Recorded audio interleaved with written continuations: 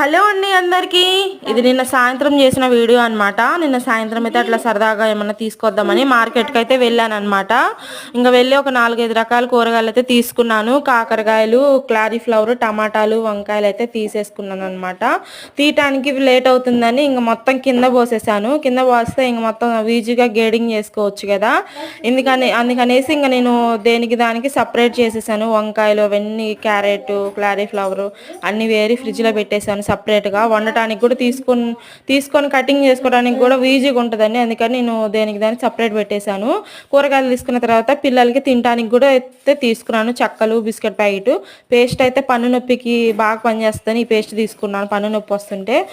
ఇంకా ఈ biscuit packet, ఇంకా ఇదైతే పాలల్లో టీలో తింటారు కదా అనేసి అయితే తీసుకున్నాను అనమాట. ఇంకా తినేవి కూడా కూరగాయలు అయితే తీసుకొని వచ్చేసాం మార్కెట్కి వెళ్ళి. నా వీడియో నచ్చినట్లయితే చిన్న లైక్ చేయండి.